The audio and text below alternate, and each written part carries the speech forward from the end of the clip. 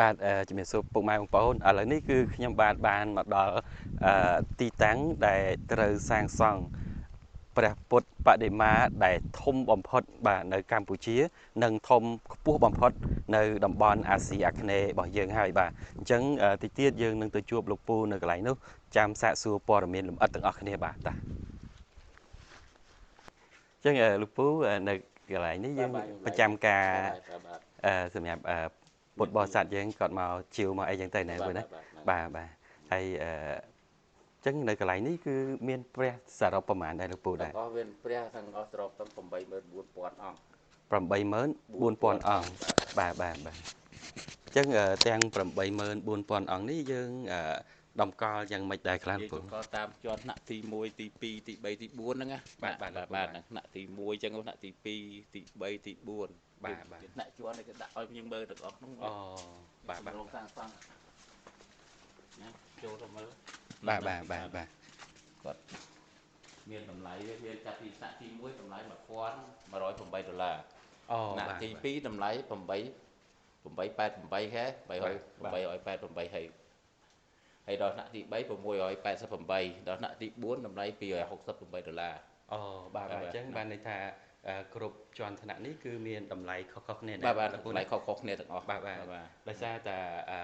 ព្រះពុទ្ធគឺមានទំហំខុសគ្នាអត់ទេព្រះពុទ្ធទំហំប៉ុណ្ណេះទាំងអស់ប៉ុន្តែវាខុសតែជាន់ថ្នាក់ទី1ទី2ទី3ទី4អញ្ចឹងវាជាន់លើជាន់ក្រោមហ្នឹងណាបាទអញ្ចឹងតម្លៃគឺខុសគ្នាទៅតាមថ្នាក់បាទអញ្ចឹងទាំងអស់នេះគឺជាព្រះពុទ្ធព្រះទូចដែលយើងត្រូវតម្កល់តាមជាន់ថ្នាក់នីមួយបាទអញ្ចឹងសម្រាប់ព្រះពុទ្ធដែលរូបធំហ្នឹងមានកម្ពស់ប្រមាណដែរកម្ពស់ទាំងអស់មាន108ម៉ែត្រ108ម៉ែត្រដែរបាទកម្ពស់108ម៉ែត្រចាប់ពីជើងក្រោមទៅដល់លើបាទចាប់ពីជើងក្រោមបាឡើងទៅដល់លើក្រោមដល់លើផុត108ម៉ែត្រ108ម៉ែត្រអញ្ចឹងកម្ពស់108ម៉ែត្រនេះយើងអាចចាត់ទុកបានថាធំជាងគេប្រចាំស្រុកខ្មែរបាទហ្នឹងហើយធំជាងបាទខ្មែរហ្នឹងហើយបាទហើយបើប្រចាំនៅតំបន់អាស៊ីអាគ្នេយ៍យើងក៏អាចថាខ្ពស់ជាងគេដែរខ្ពស់ជាងគេទាំងអស់បាទខ្ពស់ជាងគេទាំងអស់អញ្ចឹងរូបព្រះពុទ្ធដែលធំបំផុតនិងលេចរូបរៀងឡើងនៅព្រះរាជាណាចក្រកម្ពុជាយើងហើយនៅបាទហ្នឹងអញ្ចឹងយើងអាចប៉ាន់ស្មាននេះថាតើយើងប្រើរយៈពេលប្រហែលទៀតដើម្បីអាចសាងសង់រួចរាល់បើស្មានដូចខ្ញុំមិននេះស្មានថាទុំ2028 2028អញ្ចឹង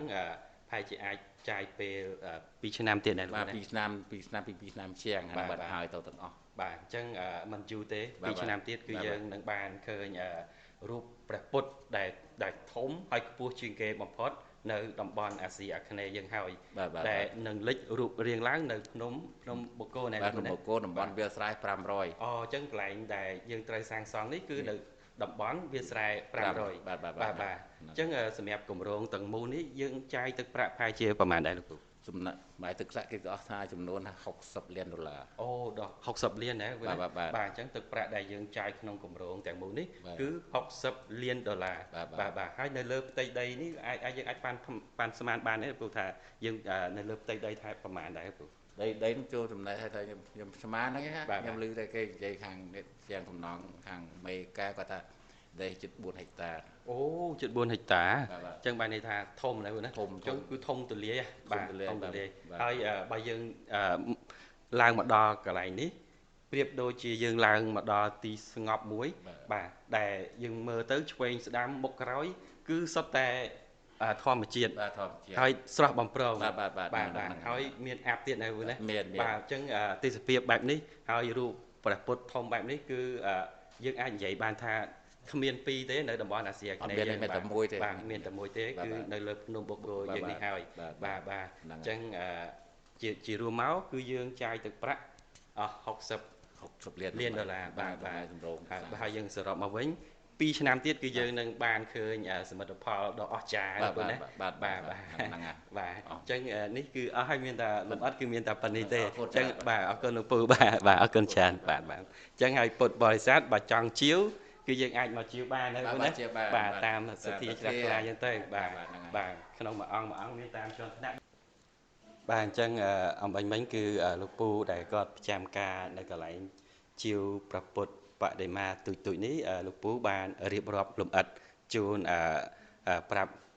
បងប្អូនយើងហើយអំពីគម្រោងដ៏អស្ចារ្យ នៃការសាងសង់រូប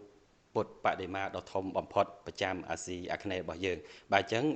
ឥឡូវសូមពុកម៉ែបងប្អូនមកមើលគំរូគម្រោងសិនបាទអញ្ចឹងពេលដែលសាងសង់រួចបាទគឺនឹងលេចរូបរាងដូចគម្រោងនេះអញ្ចឹងបាទគឺស្អាតមែនទែនពុកម៉ែបងប្អូនបាទនេះគឺមានដើមឈើអមសងខាងអញ្ចឹងបាទហើយ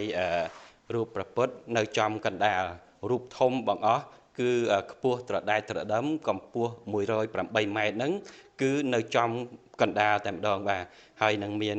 ការរចនាការសាងសង់នេះពុកម៉ែបងប្អូនមើលទៅគម្រោងហ្នឹងគឺ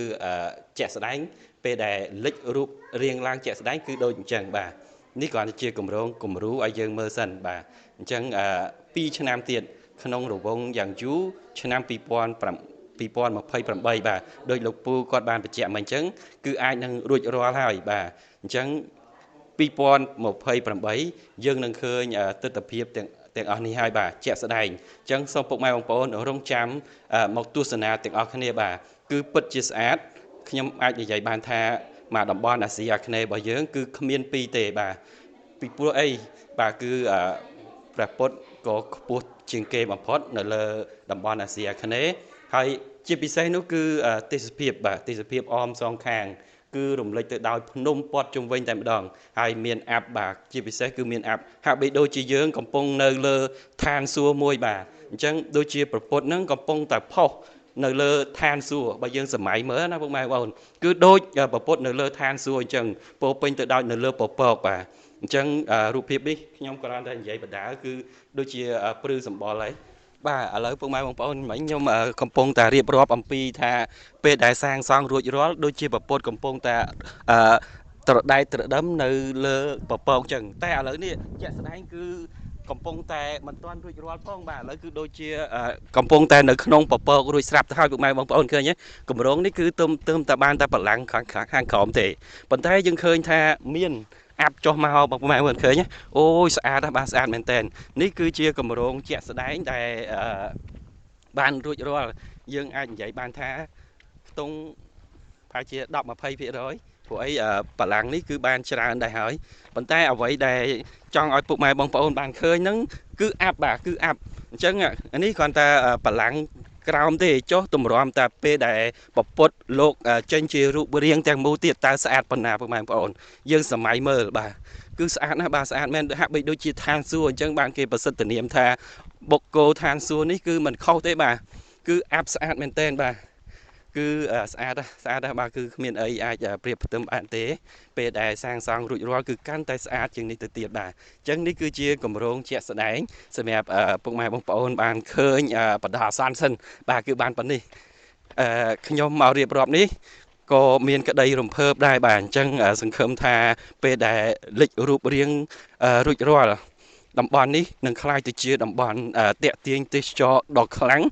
មិនមែនសម្រាប់តែភ្ញៀវទេសចរជាតិទេអន្តរជាតិក៏អាចតាក់ទាញបានដែរព្រោះថាគម្រោងនេះគឺគ្មានពីរទេនៅតំបន់អាស៊ីអាគ្នេយ៍របស់យើងបាទអញ្ចឹងទៅថ្ងៃមុខមិនយូរទេភ្ញៀវទេសចរនឹងបាក់មកលេងនៅស្រុកខ្មែររបស់យើងហើយបាទយើងមានគ្រប់សពបាទរូបព្រះពុទ្ធដែលធំជាងគេនៅតំបន់អាស៊ីអាគ្នេយ៍ក៏មានជាពិសេសគឺសំណង់ប្រាសាទបុរាណអង្គរវត្តដែលគេចាត់ទុកថាជាសំណង់បុរាណវត្តដ៏ធំបំផុតណាលើពិភពលោកយើងសំណង់សាសនាដ៏ធំបំផុតរបស់យើងគឺអង្គរវត្តហ្នឹងគឺអត់មានទេនៅលើពិភពលោកអញ្ចឹងគឺយើងមានសពគ្រប់បែបយ៉ាងបាទអញ្ចឹងតិចទៀតទៅថ្ងៃមុខបាទអ្វីក៏យើងមានអាកាសយានដ្ឋានដ៏ធំយើងអាចតាក់ទាញជើងហោះហើរធំក៏អាចទទួលយកបានអញ្ចឹងគឺយើងមានសពគ្រប់បែបយ៉ាងហើយអញ្ចឹងតិចទៀតប្រទេសរបស់យើងនឹងកាន់តែរុងរឿងបាទអញ្ចឹងសង្ឃឹមថាភ្ញៀវទេសចរជាតិនិងអន្តរជាតិគឺគ្រប់គ្រងហើយនឹងមកលេងឲ្យបានច្រើនបំផុតបាទហើយសេដ្ឋកិច្ចរបស់យើងក៏រីកចម្រើនទៅតាមនោះដែរពេលដែលយើងមាន